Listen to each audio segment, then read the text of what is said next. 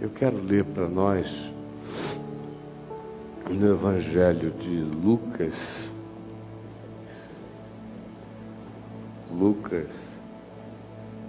sobre o nascimento de João Batista. Lucas, capítulo 1, verso 57.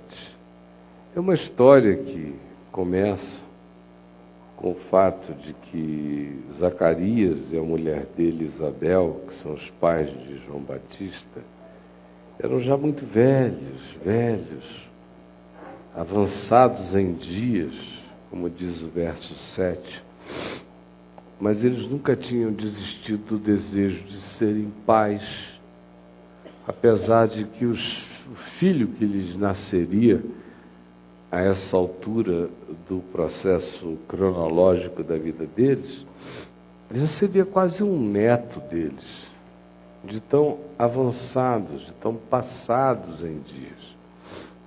Provavelmente Isabel já quase não ovulasse, ou estivesse no processo de ovular cada vez menos. E Zacarias já era um homem cansado. E as esperanças deles de ter um filho eram antigas.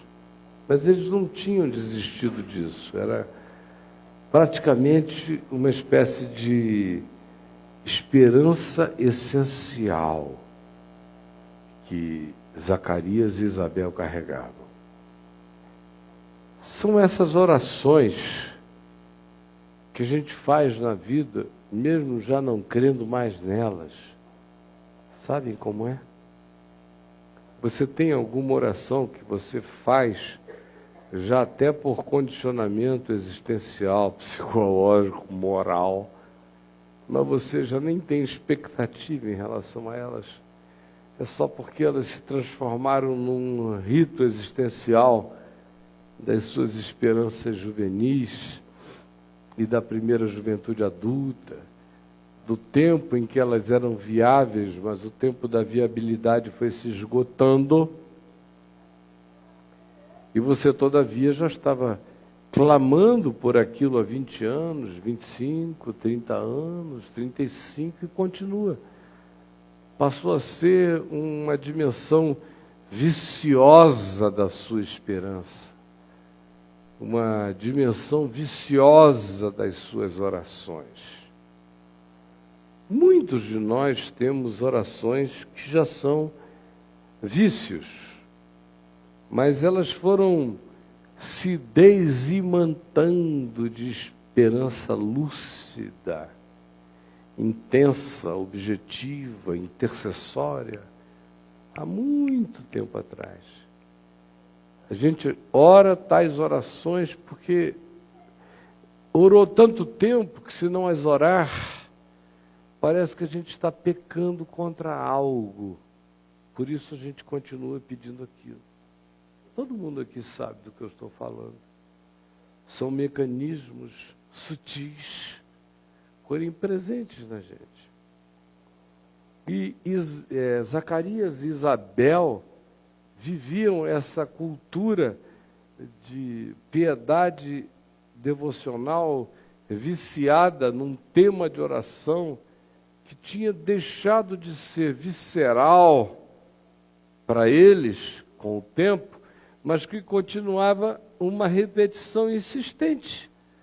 Porque outra coisa que acontece no coração quando a gente tem essas orações que duram para sempre e não consumam-se nunca, e o tempo da aparente viabilidade delas se esgota, é que a gente, para não sofrer, a transforma numa espécie de supérfluo devocional de oração. Porque se a gente atribuir a intensidade do passado, a continuidade dessas preces, parece que o coração entra num processo de cansaço, de frustração, e depois pode até se transformar tal cansaço e frustração numa espécie de hostilidade contra Deus. E o coração da gente teme entrar nesse estado de zanga contra os céus, Por isso a gente para antes de concentrar essa esperança tão focada naquela oração e a transforma num dever moral e intercessório, mas sem carregá-lo de esperanças que, em sendo frustradas, nos fizessem entrar em estado de luta contra os céus. Estão me entendendo? É nesse estado existencial que Zacarias e a mulher dele, Isabel, estão. Eles não pararam nunca de orar para ter um filho, mas há muito tempo que eles tinham parado de esperar que o filho viesse apenas para não sofrerem todo ano à espera de um filho que não vinha. O coração tem razões que a razão desconhece.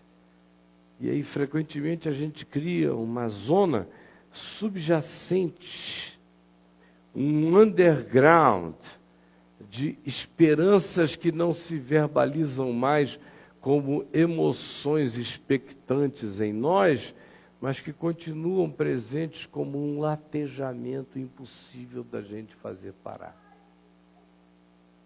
E era isso que estava no coração deles. E aí o que houve? Ele já velho, Zacarias, um dia, como sacerdote no templo de Jerusalém, foi oficiar um turno de cultos sacerdotais de acordo com a escala que cabia a ele. Naquele dia era o dia dele. E ele foi, como tinha ido centenas de dias antes daquele. Ele entrou, se preparou, vestiu a mitra sacerdotal, se aparatou para levar libações, incensos, animal, sangue, para dentro do altar, não para o Santo dos Santos, que ele não era sumo sacerdote, mas para o altar anterior, onde os sacerdotes faziam tais oferendas naqueles dias. E ele foi fazer isso. Enquanto ele estava lá, num dia de rotina de culto como outra qualquer, aparece um ente alienígena para ele, que a gente chama de anjo, né? Numa linguagem bíblica, um mensageiro. Mas era um ente de uma outra dimensão. Era um ser constituído de uma outra energia, não era humano. A gente chama de mensageiro, ou seja, de anjo. É só isso que anjo significa. Mensageiro, enviado, porta-voz, mas não identifica nada além disso. De um ser que não é desta ordem, que não é desta dimensão, desta camada existencial, dessa natureza de energia que nos compõe, e que vem de uma outra dimensão para esta, carregando uma palavra divina que nos seja essencial. E aparece esse ente para ele. Ele diz: Zacarias, olha, as tuas orações foram ouvidas. O que mostra também uma relação íntima entre esses entes espirituais e certas execuções de natureza espiritual em nosso favor. Porque Deus poderia apenas ter falado, retumbado na subjetividade de Zacarias, dizendo: olha, te ouvi. Mas não, ele manda um cara de outra dimensão dizer: foram ouvidas as tuas orações. O que mostra também a necessidade dessa fraternidade dimensional entre homens e anjos. Assim como homens pregam a homens, anjos ministram a homens. Como diz o escritor de Hebreus, quem são os anjos? São espíritos ministradores da boa nova, das novidades da graça de Deus para a gente, sem complicação. Chega esse e diz: eu sou Gabriel, conhecido nas paradas, né? E eu vim te dizer que as tuas orações foram ouvidas, e você e Isabel vão dar à luz a um filho. A um filho. Aí Zacarias, olha só o que o anjo disse: as tuas orações foram ouvidas. O cara não parava de orar, nem a mulher dele. mas é aquela oração que já acontece como pulsão intercessória, e não como lucidez de fé esperançosa. Mas vejam a misericórdia de Deus. Ainda assim se diz, as tuas orações foram ouvidas. A tua neurose intercessória foi acolhida. É Deus transformando neuroses, obsessões e fixações que não são malignas, porque o que há de maligno em querer ter um filho da mulher que você ama? Deus acolhendo, todavia, o que se neurotizara na mente dele como uma intercessão útil. Só que ele já estava lidando muito mais com ele neurótico do que com ele intercessor. E aí quando o anjo diz, as tuas orações foram ouvidas, ele diz, mas como é que vai se cumprir? Como é que vai se cumprir? Estou velho, broxa. Isabel está seca. Tempo que ela era molhadinha, ó. Acabou faz tempo e não tinha KY. Não dá, está tudo travado ali. Não rola. É um sacrifício. E olha que ela quer, mas não ajuda. Quando seca, seca. pH muda tudo. E aí? Aí o anjo disse, olha, o menino vai nascer, mas você vai ficar mudo até ele nascer. Porque você não creu na palavra. Então, quem não creu na palavra vai ficar mudo até a palavra se cumprir. Crê e não crê na palavra vai ficar mudo até a palavra se cumprir. Aí, para encurtar a história, 9 meses depois, a velha Isabel, cheia de estrias, deve ter sido um parto complicado, né? Naquele tempo, sem o doutor Jabu Abdu Jabbar, como é o nome do maluco de São Paulo? Abdel Maci. Sem fertilização in vitro e outras ajudas, e sem todo esse aparato tecnológico, deve ter sido uma calamidade a gravidez da Isabel. Fica grávida com 50 anos para você ver como é que acontece numa época pré-moderna. Era um perigo, desconforto danado. Nasceu, menino. Aí nasce, chama todo mundo, nasceu.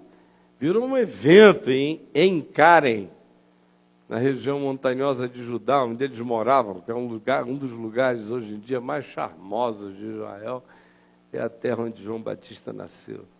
Lindo, gostoso, charmoso, cult, cheio de artistas. Legal a beça.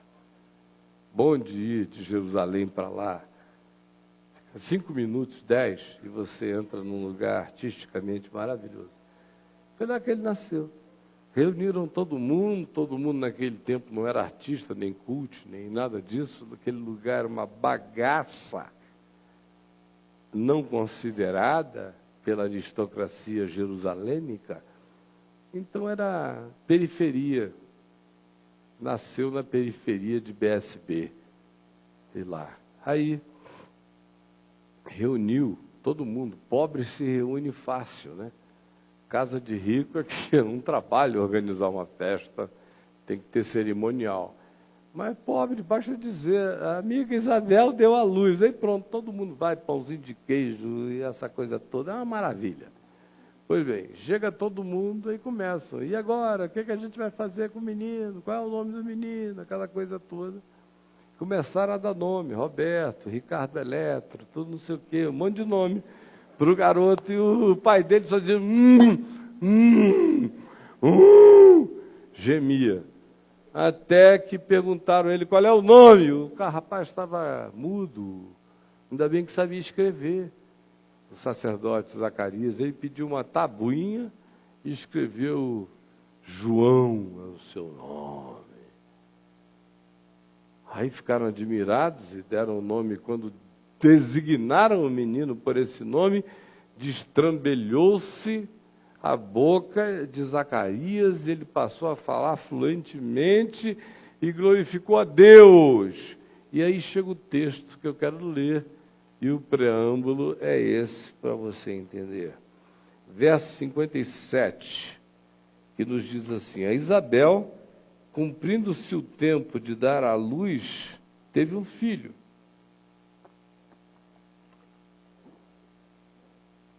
E ouviram os seus vizinhos e parentes que o Senhor usara de grande misericórdia para com ela, e participaram do seu regozijo.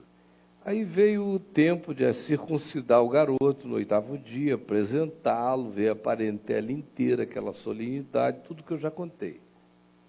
Aí o verso 64 diz: imediatamente a boca de Zacarias se abriu, quando ele escreveu na tabuinha que o nome do menino era João.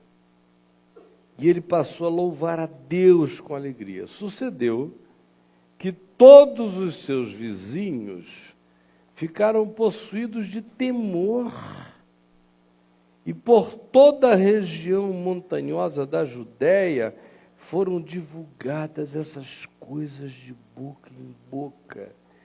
Todos os que as ouviram guardavam-nas no coração. Preste atenção na ênfase em todos, todos, todos. Foi uma coisa que tomou o consciente e o inconsciente de toda aquela população imediata da região montanhosa da Judéia. Todos diziam: que virá a ser, pois, este menino? E a mão do Senhor estava com ele. Repita comigo: que virá, pois, a ser este menino? Pode repetir? Que virá, pois, a ser este menino? É uma pergunta que todo pai e mãe que dão à luz a um filho carregam no coração, né? Meu Deus, quem vai ser esse menino? Como é que ele vai ser? Qual o futuro dele? Todo o nosso esforço como pais e mães é para que os nossos filhos sejam felizes. Sejam felizes. A gente olhar para um filho que a gente gerou e pensar que ele vai ser infeliz, é um inferno na alma. Quando você vê traços de complexidade psicológica no filho, e você fica imaginando o que pode acontecer com aqueles traços presentes e como eles podem gerar dificuldades, meu Deus, isso é tão aflitivo.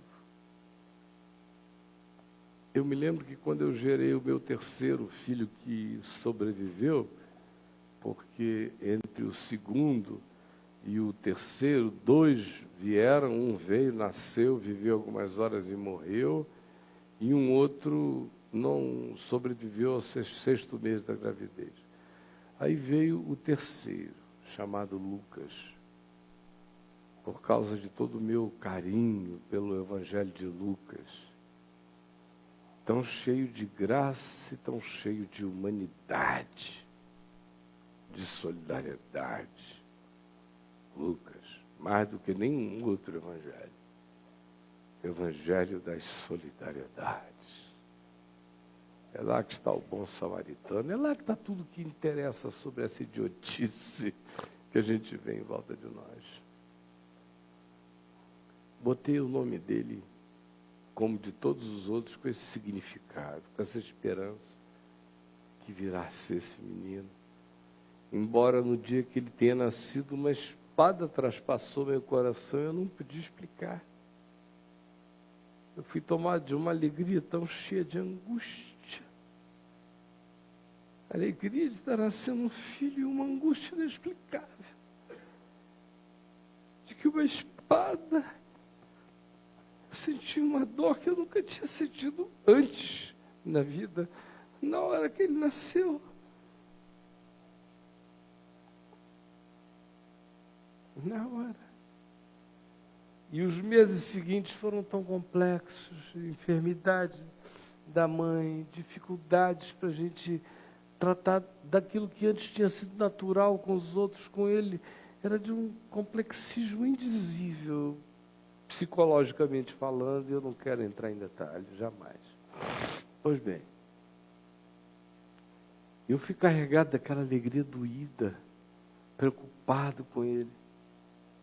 E ele foi dando sintomas dessa complexidade. Quando ele foi começando a expressar os primeiros pensamentos dele, eu fui vendo que ele tinha angústias de percepção que os outros não tinham.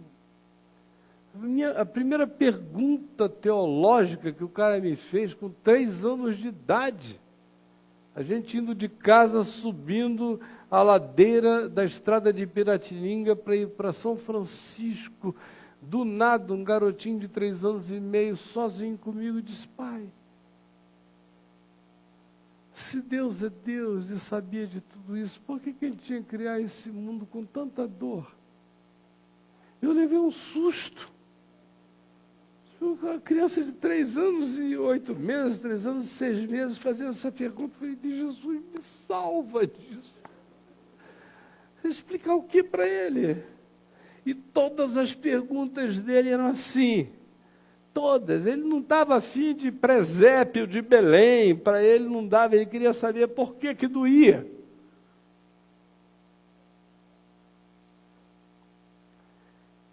Aí teve um periodinho entre os 7, 8 e os 13,5 para 14, em que ele fez uma suspensão de dor e explodiu assim como um flamboyant, belo, inteligente.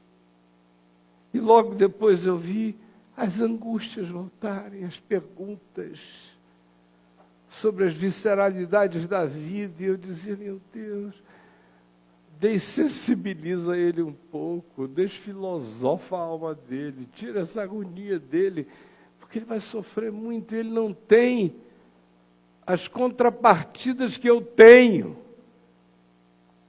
Ele só tem as angústias que eu tive, sem até as defesas que eu tinha na idade dele para lidar com as angústias que me esmagavam nessa área. Ele parece mais destituído do que eu para enfrentar essa luta. Que virá a ser esse menino? Que virá a ser? É a pergunta que se faz aqui sobre João Batista: que virá a ser? Aí nessa hora a maioria dos pais pensa nos filhos, mas eu queria que você pensasse em você. Você é um menino que um dia carregou uma promessa, uma esperança, uma expectativa, um sonho. Alguém sonhou contigo, alguém desejou algo para você. Alguém te quis ou alguém não te quis. Tem gente aqui que não foi desejada e veio a si mesmo. Tem gente aqui que foi muito desejada e ficou assim como ficou. Que virá a ser esse menino? E sua mãe e seu pai não lhe fizeram essas perguntas, pode ter certeza. Essa é uma questão que habita a natureza da própria existência. Quando alguém nasce, a existência pergunta: que virá a ser esse ser humano?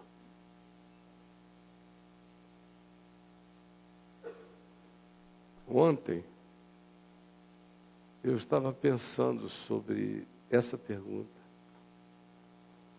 e aplicando-a, por exemplo, à minha vida.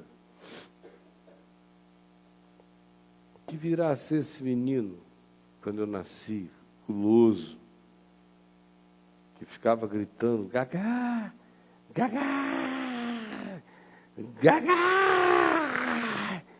Que a minha mãe disse que era um negócio quase diabólico, a minha fome. Gagá! Vinham as vizinhas, a dona Taia, a dona Pequenina, corria todo mundo para casa, lá onde a gente morava, 4h30, 5 horas da manhã, para ajudar a minha mãe, porque tinha um monstro, quase um gremlin de fome.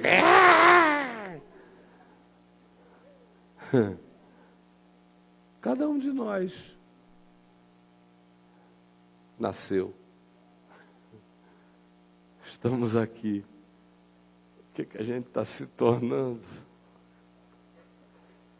Que virá a ser esse menino? A questão hoje é no que esses meninos estão se tornando? O que eles viraram? O que eles estão virando? O que ainda eles serão? Quando eu estava vindo para cá, eu perguntei a Adriana, e eu não costumo conversar quando a gente está vindo de casa para cá, porque às vezes eu já sei o que eu vou pregar, outras vezes eu não sei. E eu fico com medo de falar e perder a emoção básica do que eu tenho para dizer. Falar antes de pregar atrapalha. A verdadeira pregação em mim tem que chegar espumante como um vinho que não foi aberto antes para ninguém. Senão perde a graça. Mas hoje eu perguntei a ela, você gostaria de ser mãe de Jesus? Ela falou, Deus me livre. Falei de João Batista. Falei, pior ainda, não quero, Deus me livre. Falei de Moisés. Fui lá para o Velho Testamento, né? Ele teve duas. Uma hebreia, mãe biológica, e a filha da filha de Faraó que o adotou.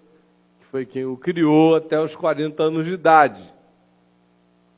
Você queria ser qualquer uma das duas? Se Deus me livre, foi só desgraça ser mãe daquele cara. Agora, ele foi bênção para o mundo, mas foi uma desgraça ser mãe daquele cara. Você imagina só, mãe de quem que foi legal ser? Pai de Adão. Olha aí, ó, a desgraça toda daqui, ó. Pai de Adão, meu Deus. Ai, o pai de Adão. Está aqui o testemunho de que o pai de Adão deu certo. Somos nós.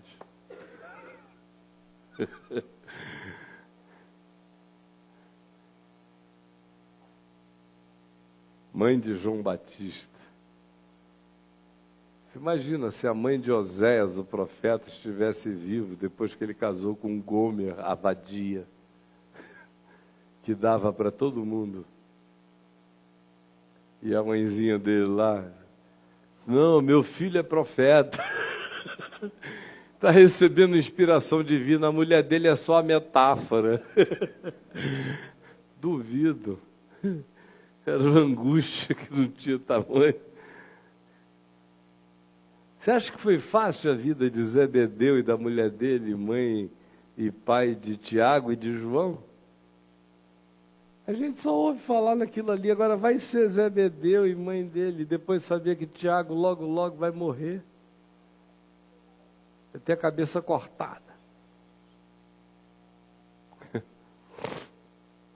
Essa mãe de Tiago foi que chegou para Jesus e disse, Senhor, permite-nos, que quando da vinda do teu reino, meu filho Tiaguinho fica à tua direita e meu filho Joãozinho fica à tua esquerda, nos tronos bem próximos. E Jesus disse, vós podeis beber o cálice que eu estou para beber? E Tiago e João disseram, podemos. Bom, Tiago bebeu logo dele, uns 9, 10 anos depois, quando lhe cortaram a cabeça, na Fortaleza Antônia, em Jerusalém. Bebeu uma gota do cálice. João teve que beber de outro modo, ficando longevo, até não aguentar mais, dizendo, Deus me leva, me tira daqui, porque eu não aguento mais. Que virá a ser esse menino? Você queria ser João Batista? Alguém aqui queria ser Isaías? Sim, que profecias lindas, né? Viveu uma vida oprimida pra caramba e morreu cerrado pelo meio. com tripa para todo lado. Jeremias. Coisa maravilhosa ser Jeremias. Ezequiel. Ezequiel, Deus diz, Ezequiel, olha só, para ilustrar melhor a mensagem que tu estás pregando, eu vou levar a tua mulher, ela vai morrer. A delícia dos teus olhos, que tu amas, sente um tesão danado dela, o casamento de vocês é uma maravilha, justamente por isso eu vou levá-la. Porque é assim mesmo que eu amo Israel, e Israel não entende. Então tu e a tua mulher são boas ilustrações do meu amor por Israel. Aí a mulher de Ezequiel morre. Ah, benção! Ser servo do Senhor.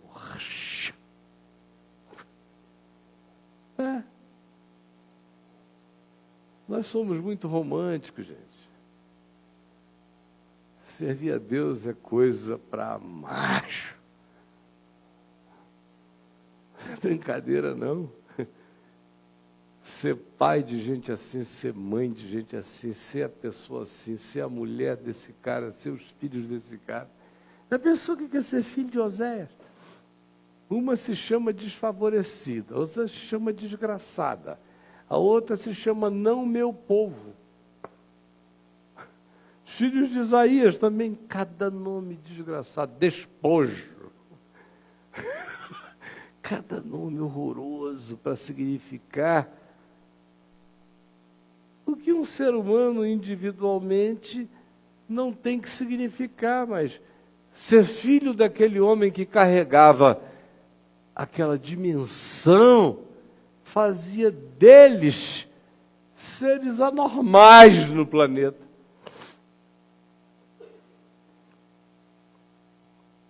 Que virá a ser esse menino? Vamos olhar para João Batista. O garoto cresceu e aqui se diz cheio de graça, estatura, sabedoria e graça diante de Deus e dos homens. Foi o que aconteceu. Aí a gente fica pensando num cara super bem sucedido, todo mundo vindo na porta da casa dele. João, meu querido, você queria ser consultor de uma empresa em Jerusalém?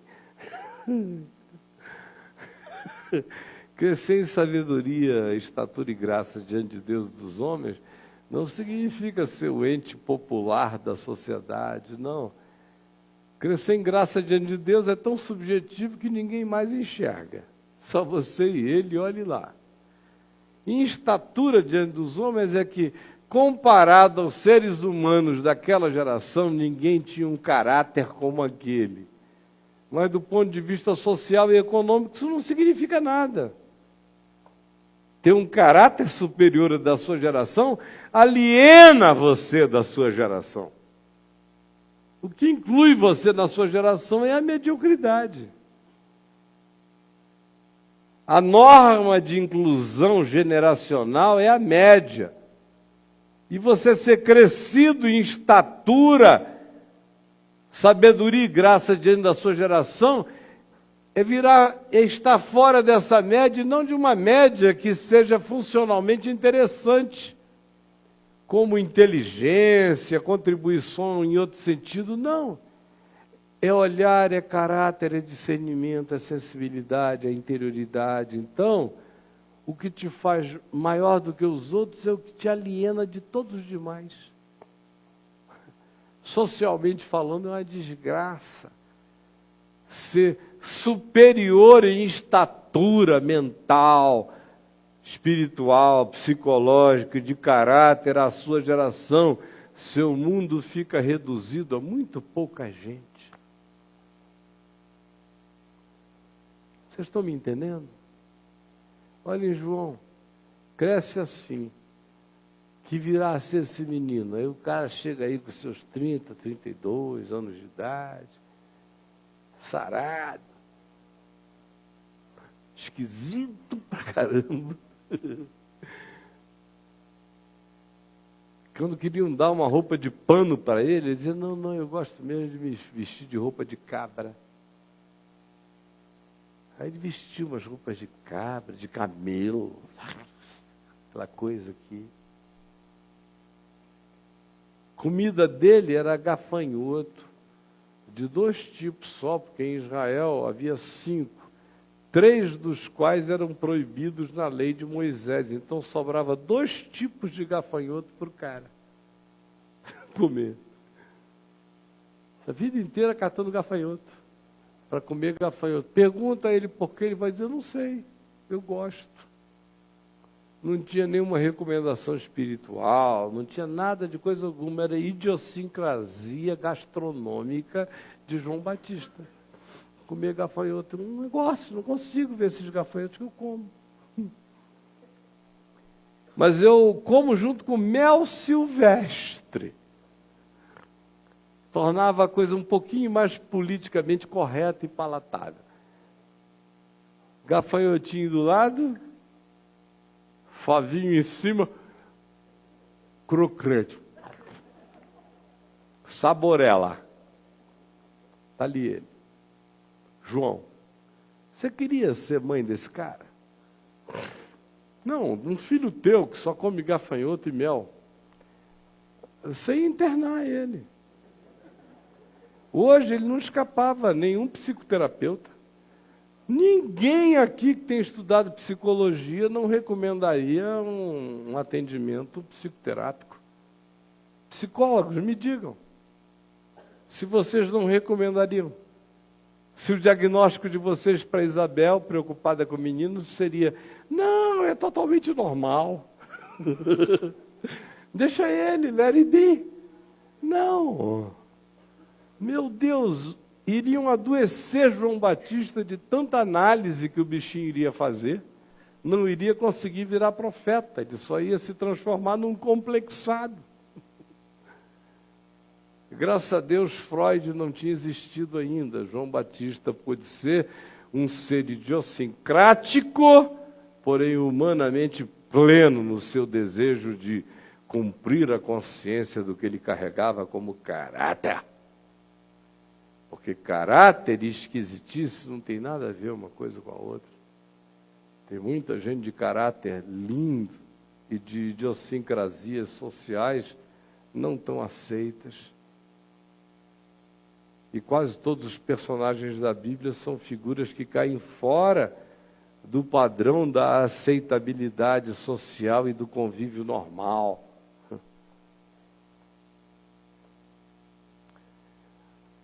Que você queria ser mãe de João Batista?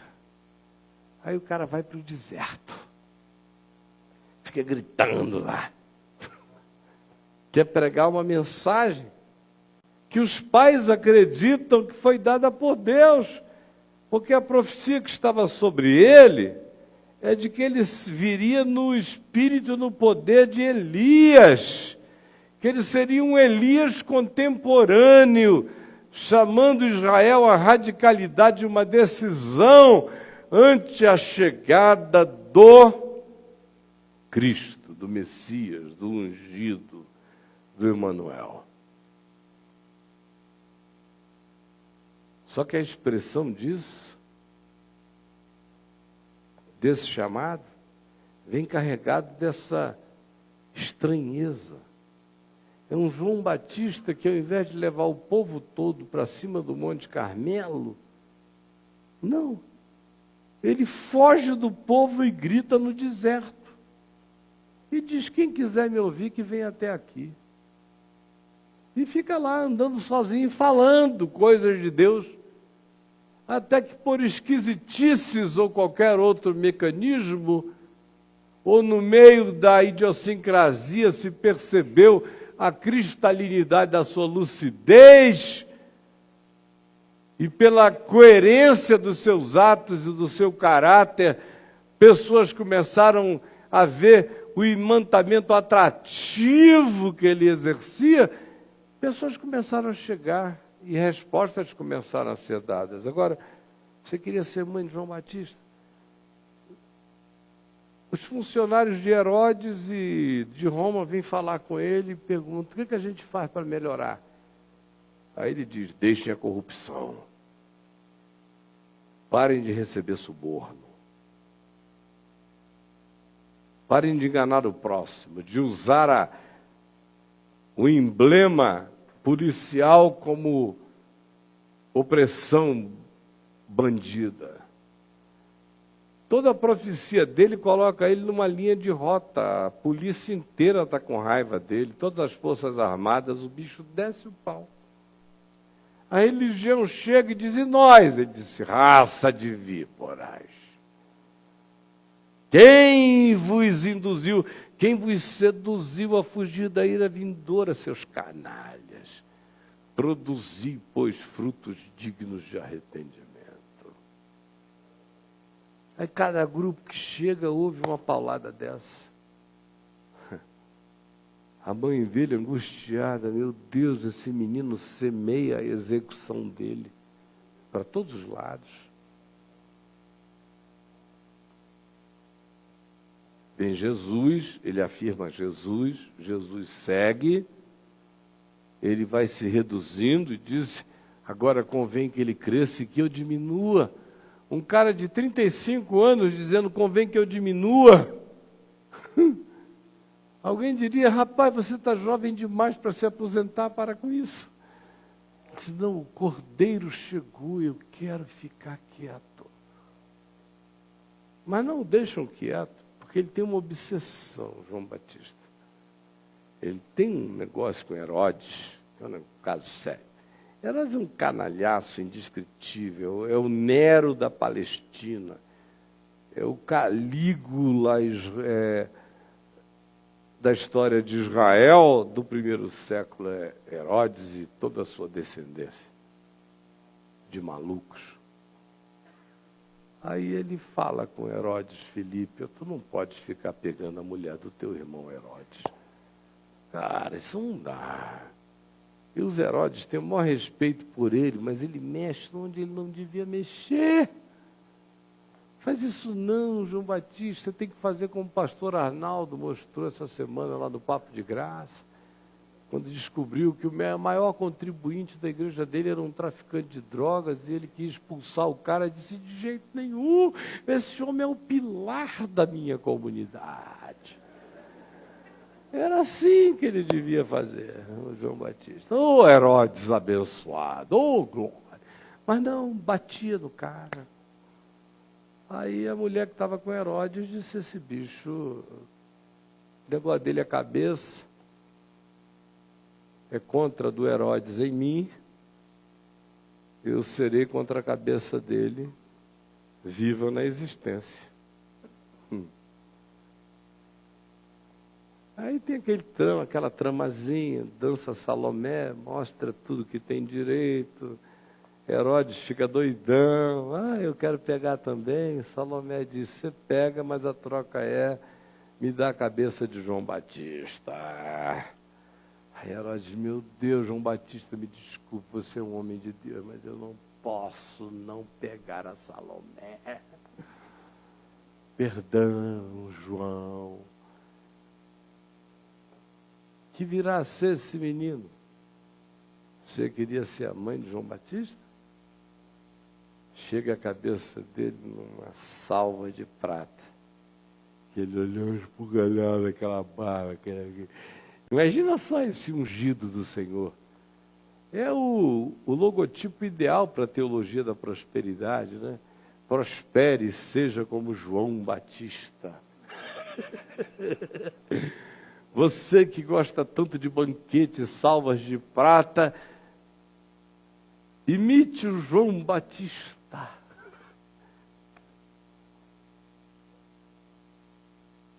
Que virá a ser esse menino. Por que eu estou falando isso? É só porque ontem foi meu aniversário e a Adriana me disse que ela ia organizar um bolinho da gente para todo mundo comer aqui. Aí eu falei, bom, então eu vou falar sobre isso. Porque eu fico chocado com que eu vinha me tornar. E eu não sei ainda no que me tornarei. Eu só sei o seguinte, que meus pais já tiveram muita alegria em serem meus pais e já tiveram muita tristeza em serem meus pais. Tiveram alegrias naturais, porque eu sou uma criatura saudável, tenho 2 olhos, 2 pernas. Fui um menino mais do que sadio, inteligente, esperto, que provocava meu pai e fazia ele ficar extremamente orgulhoso. E eu sentia que a minha mãe, as minhas avós reclamavam de mim o tempo todo me admirando. Menino impossível, menino não sei o que, era tudo aquilo assim. Me anarquizavam reconhecendo que elas tinham uma fascinação por mim. E menino nota e gosta. Apronta porque diz, elas vão bater te admirando. E depois vão rir, gargalhar. Daqui a 2 anos eu sou o motivo de todas as alegrias delas de novo. Porque eu já descobri que elas vão rindo 2 anos depois das maluquices que eu fiz 2 anos antes. Era mais ou menos assim que funcionava. E tiveram muitas alegrias e tristezas ruins e tristezas boas comigo. As tristezas ruins foram todos os meus pecados. Na infância, na adolescência, na primeira juventude e depois os meus pecados da Idade Média, onde eu já não era mais um garoto, mas eu era uma figura pública de repercussões imensas. E o significado do que estava me acontecendo doía em milhões de pessoas e na alma deles era uma dor de uma complexidade enorme. Que virá a ser esse menino? Agora, a gente tem maneiras de avaliar o que o menino veio a ser. Depende de que critérios a gente tem para julgar. Do ponto de vista de uma avaliação imediatamente mundana, matemática, aritmética, socialmente ortodoxa da nossa sociedade de medíocres, João Batista só teria dado certo se ele tivesse sido reconhecido como o Elias arquetípico que tinha vindo para exortar Israel. Só teria dado certo se o anúncio que ele fizera tivesse quebrantado o país inteiro e o Messias tivesse chegado já em carruagens de fogo. João Batista teria dado certo se Herodes tivesse se curvado a ele, se Herodias tivesse se convertido do seu adultério, se Salomé tivesse dito, não, um santo homem de Deus desse, Deus me livre de que a volúpia que eu causo provoque a morte dele. Para João Batista ter dado certo, ele não tinha que ter ficado preso num cárcere abandonado por todos, algum tempo mesoano, a ponto de que ficou tão confuso que mandou perguntar a Jesus, escuta, tu és mesmo aquele que eu aguardava e que eu esperava de todo o meu coração, ou eu ainda tenho que esperar um outro? Que virá a ser esse menino, que é descabeçado. Aí quando vem a notícia de que ele foi descabeçado, e antes disso, Jesus tinha dito sobre ele, em verdade eu vos digo, que a profecia se cumpriu. Elias, o Elias arquetípico veio, mas vós não o reconhecestes, porque ele veio gloriosamente no fracasso cenográfico, histórico do João Batista interpretado por vocês. E era Elias. Ninguém viu, mas Deus viu. João Batista é um símbolo neotestamentário do Novo Testamento da inversão dos significados, dos valores e do que Deus chama bonito, do que Deus chama sucesso, do que Deus chama minha alegria de ver. Porque do ponto de vista humano, imagina, alguém poderia dizer, o pobre do Zacarias e a pobre da Isabel poderiam ter ficado sem essa dor na alma. Já estavam velhos, vivendo tão bem, podiam ter se aposentado em paz, do que ter esse filho que cresce em estatura, em graça diante de Deus e dos homens. Mas isso significa uma outra coisa, porque do ponto de vista humano, ninguém aqui queria ser mãe de João Batista. Tem uma mulher honesta aqui que quisesse ser mãe de João Batista? Tem alguém aqui que diga hoje no seu coração, Senhor, dá aos meus filhos o destino de João Batista? Tem algum pai aqui com essa oração, Senhor, nasceu Marcelinho, mas eu o consagro a Ti, para que ele seja um João Batista, Senhor.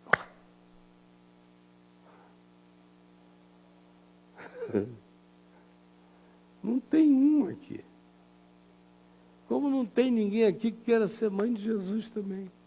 Ninguém. Só as falsas. As verdadeiras, meu Deus, não querem ser minha mãe, quanto mais de Jesus. Eu já vi tanta gente dizer, Deus me livre de ser a sua mãe. Hoje em dia eu estou velho e comportado, mas houve um tempo que, meu Deus, no ministério, eu todo dia recebia umas 15, 20, 30 ameaças de morte. Que ficavam gravadas na minha secretária todo dia, era a polícia querendo me matar, bandido querendo me matar, governador querendo me pegar, uma desgraça. Minha mãe me ligava todo dia, meu filho, você cuida, não fala isso, meu filho, não fala, meu filho, pelo amor de Deus. Às vezes até meu pai, que era aquela rocha de resistência, dizia, Caio Fábio, meu filho, não declare tanto. Olha, durante a ditadura, entre 1979 e 1983, eu pregava aqui nesse congresso, no auditório Petrônio Portela, ou no auditório da Câmara. Quantas vezes, pessoal que me ouvia lá no auge daquela maluquice, que eu dizia tudo que ninguém queria dizer, bati militar para todo lado, as loucuras deles, as corrupções de milico, era uma loucura. Eu tomo como testemunho o Ricardo Barbosa, o Euler, tomo como testemunho os pastores da cidade, o Adail Sandoval, que mais de uma vez, talvez umas 4, o Pereira, tantos outros milhares que estavam lá e que me diziam, meu Deus, você vai ser preso, meu irmão, para com isso. Minha mãe ficava doida em casa. Alguém me perguntou por que eu só arranjava adversários maiores do que eu. Falei, porque meu pai me ensinou que bater para baixo é covardia. Então, eu estou num ponto que tem que bater no presidente da República. Bater para baixo é covardia, mas eu não tenho outra coisa para fazer e não estou aqui para brigar. Eu só estou aqui para declarar a verdade. Só que nesse nível, dizer que o problema é do trocador de ônibus não dá. Tem que falar com quem emite cédulas na Casa da Moeda. Pois bem, por que eu estou dizendo isso? É porque a maioria de nós não interpreta os seus filhos, nem o próximo, com o olhar do Evangelho. Porque João Batista, interpretado por qualquer outro olhar, é doido, maníaco, obcecado, digno de internação, idiosincrático, esquisito, idiota, lutando contra forças maiores do que ele, em guerras perdidas.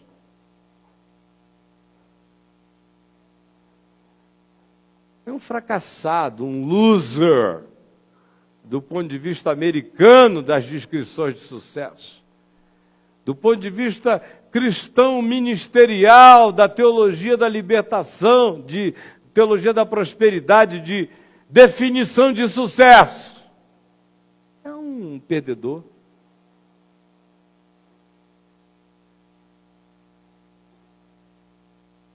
Você, apesar de Deus ter te dado um coração sério, limpo, justo, bom, legal, puro, buscando coisas boas, se sente um fracassado, porque seguindo a sinceridade do seu coração, você não é bem interpretado pela sociedade que o cerca.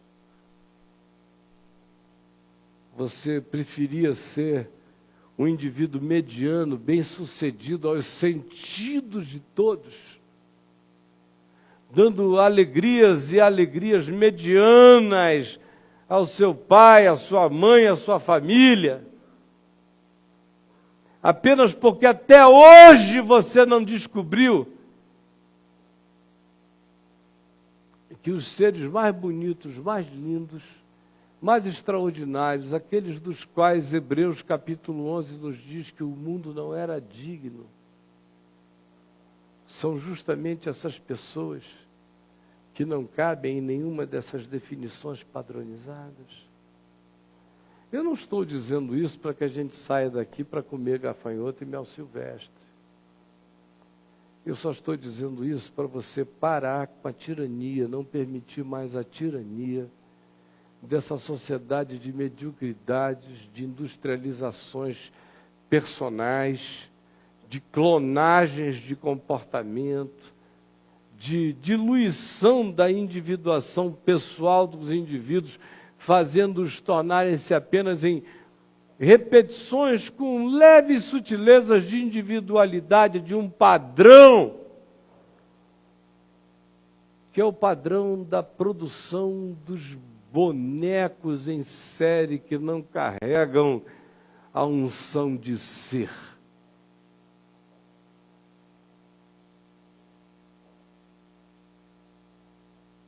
Que virá a ser esse menino? Hoje eu também, só para concluir, estava pensando em algumas coisas que deram errado na minha vida e como foram as melhores de todas.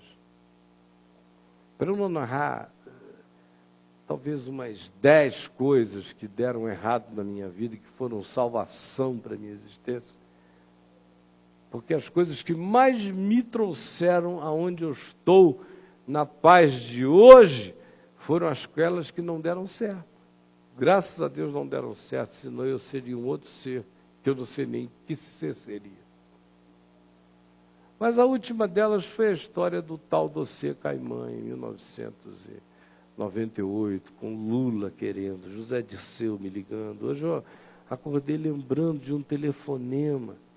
Olha só, veja se um grupo desse liga à toa para uma pessoa que não é político, não é membro partidário, não é coisa nenhuma, é só um pastor.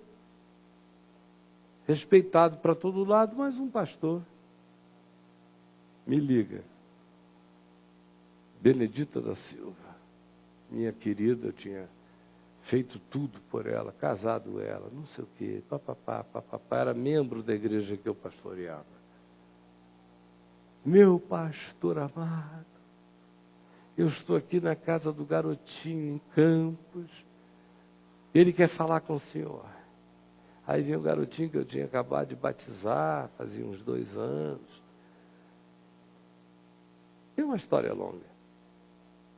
Meu pastorzinho, estamos todos aqui em casa querendo falar com o senhor. Espera aí que o Lula vai falar. Aí o Lula, oi, pastor querido, tudo bem? A gente está precisando se ver, olha, eu não vou adiantar o assunto, não, porque o Brizola quer dizer uma palavrinha com você já já. Aí lá vem o Leonel Brizola. Pastor, vai o senhor, meu irmão, de identificações metodistas, wesleyanas, nas causas sociais, estamos todos aqui reunidos, eu não vou falar o que é não, porque o Zé Dirceu quer falar com o senhor. Aí ela veio o Dirceu. Meu irmão, ó, estou indo aí ao Rio semana que vem, a gente pode se encontrar para bater um papinho, não sei o quê, tal, conversa. Mas olha só um minutinho, nós determinamos que o doutor Nilo Batista, que vai fazer toda a intermediação com você, porque ele é como amigo comum do Brizola, é amigo comum do garotinho, é sua ovelha, você o batizou a mulher dele, olha o laço. Ainda falaram outros, eu não me lembro mais quantos, Saturnino Braga, não sei o que, era uma convenção. Todo mundo dizendo, sem você não somos ninguém, não ganharemos a eleição de 1998. Está perdida para o FHC. A menos que o senhor nos diga onde está esse dossiê, Caimã. Ai, mas meu amigo, eu não sei. Eu nunca contei essa história, foi o teu amigo fulano de tal que disse que tinha me contado e te contou. E agora todo mundo cobra de mim, mas eu não sei. Aí vai, mas não adianta, era todo dia, de manhã, de tarde, de noite, por favor, ajuda, choram. Tinha gente que chorava todo dia, meia-noite. A minha querida Benedita da Silva, entre 11h30 e meia-noite e meia, ligava toda noite e me chorava. Pastorzinho, me ajuda, senão o Lulinha não vai ganhar, esse país não vai mudar. O neocapitalismo vai tomar conta de tudo, o neoliberalismo, ajuda a gente. Meu Deus, eu falei que tantas vezes, gente, se eu acreditasse nisso de todo o meu coração, eu não ia apoiar ninguém, eu ia ser o candidato.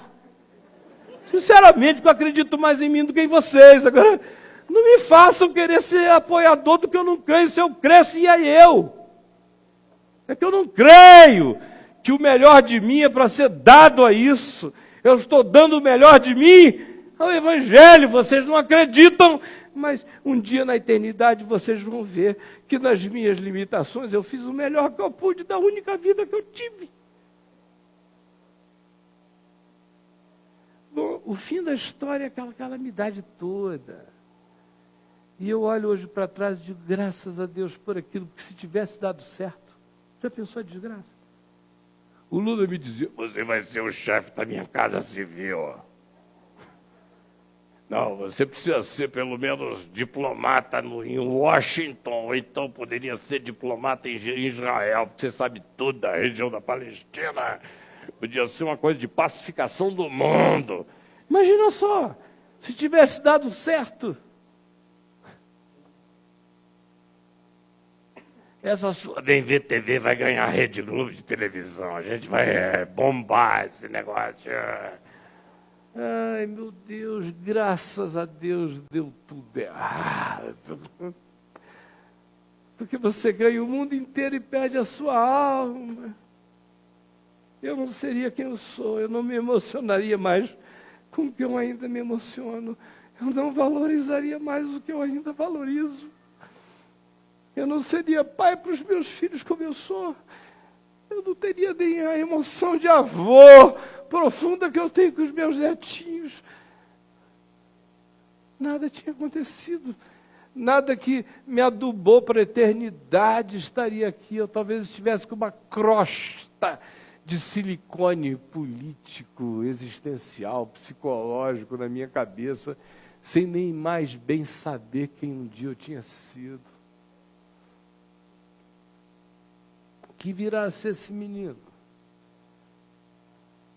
Aí tem horas em que você tem a sua cabeça cortada, é a única coisa que te preserva para a vida. Aí vieram perguntar a Jesus, escuta, João Batista foi degolado, morreu. E aí, hein? O que você acha dele, hein? Olha o que Jesus disse. Que saístes a ver no deserto? um caniço agitado pelo vento? Que saístes a ver no deserto? Um homem vestido de trajes finos? Em verdade, eu vos digo que os que assim se vestem assistem nos palácios. Que saístes a ver no deserto? Um profeta? Ah, não. Eu vos digo, muito mais que um profeta. Porque, em verdade, eu vos digo, que dos nascidos de mulher, ninguém foi como João.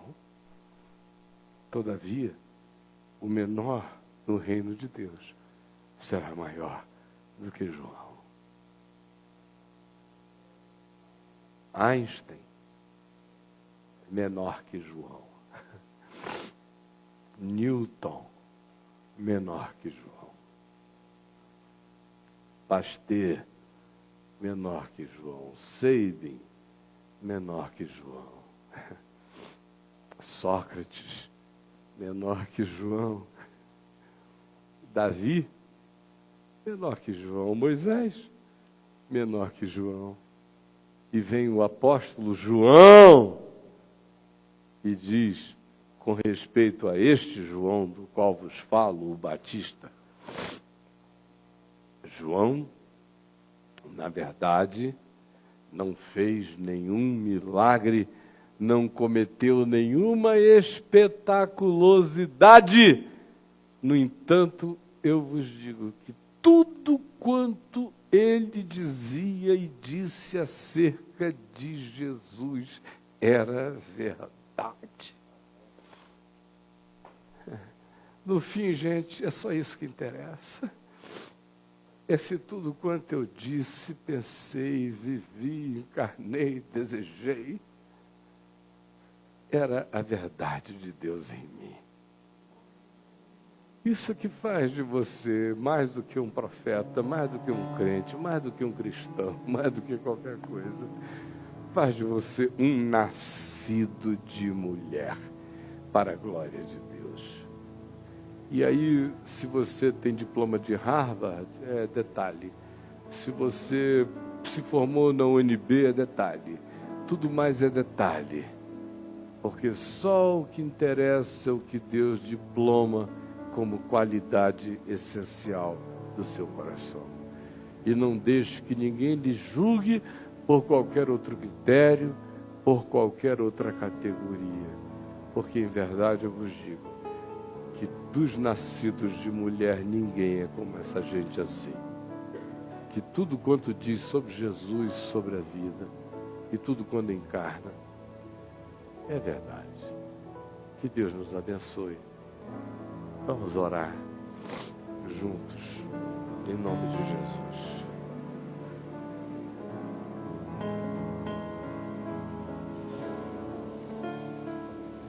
E com isso, pais,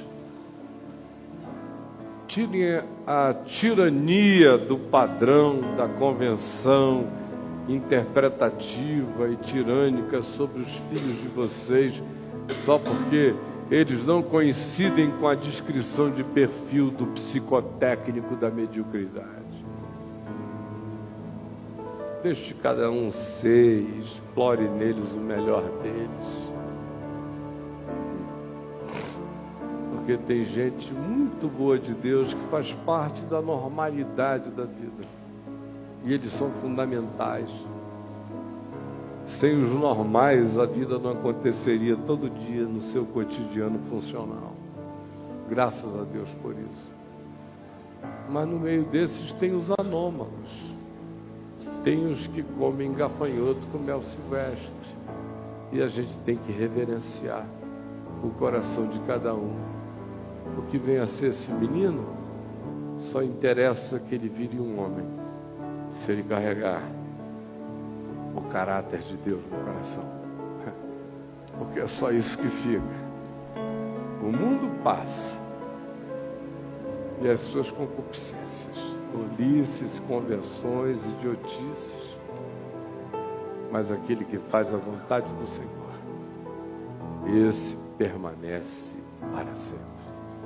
Em nome de Jesus. Paizinho, Obrigado pela palavra da vida, pela palavra da verdade, pela luz que nos liberta das convenções do engano que estão à volta de todos nós e que sutilmente